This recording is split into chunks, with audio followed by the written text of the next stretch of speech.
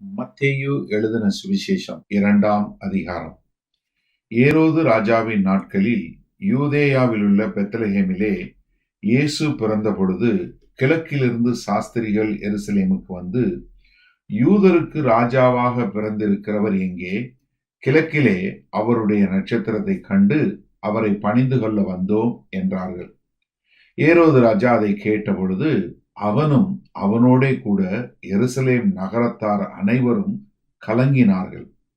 அவன் பிரதான ஆசாரியர், ஜனத்தின் வேதபாரகர் எல்லோரையும் கூடி வரச் செய்து, கிறிஸ்துவானவர் எங்கே பிறப்பார் என்று அவர்களிடத்தில் விசாரித்தான். அதற்கு அவர்கள், யூதேயாவிலுள்ள பெத்லகேமிலே பிறப்பார். அதேனென்றால், யூதேயா தேசத்திலுள்ள பெத்லகேமே, யூதாவின் பிரபுக்களில் நீ சிறியதல்ல.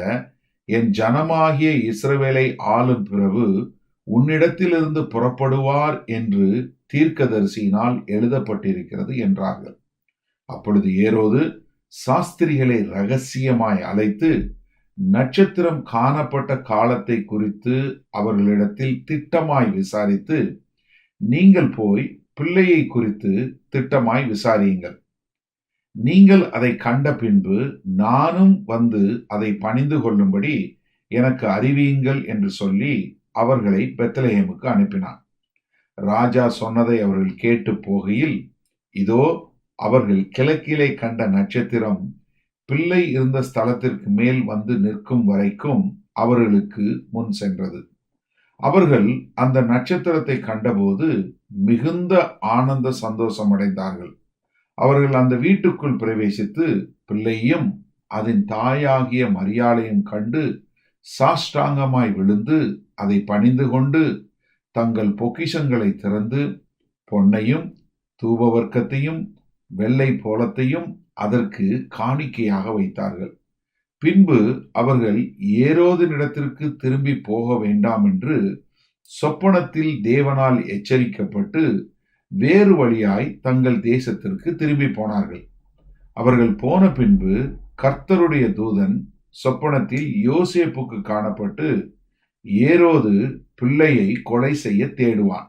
ஆதலால் நீ எழுந்து பிள்ளையும் அதன் தாயையும் கூட்டிக் கொண்டு எகிப்துக்கு ஓடிப்போய் நான் உனக்கு சொல்லும் வரைக்கும் அங்கேயே இரு என்றான். அவன் எழுந்து இரவிலே பிள்ளையும் அதன் தாயையும் கூட்டிக் கொண்டு எகிப்துக்கு புறப்பட்டு போய் ஏரோதின் மரண பரியந்தம் அங்கே இருந்தான். எகிப்திலிருந்து என்னுடைய குமாரனை வரவழைத்தேன் என்று தீர்க்கதரிசி மூலமாய் கர்த்தரால் உரைக்கப்பட்டது நிறைவேறும்படி இப்படி நடந்தது.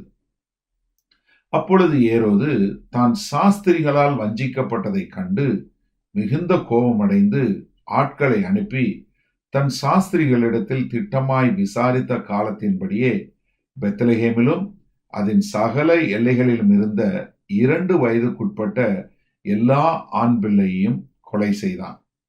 புலம்பலும் அழுகையும் மிகுந்த துக்கம் கொண்டாடலுமாகிய கூக்குரல் ராமாவிலே கேட்கப்பட்டது.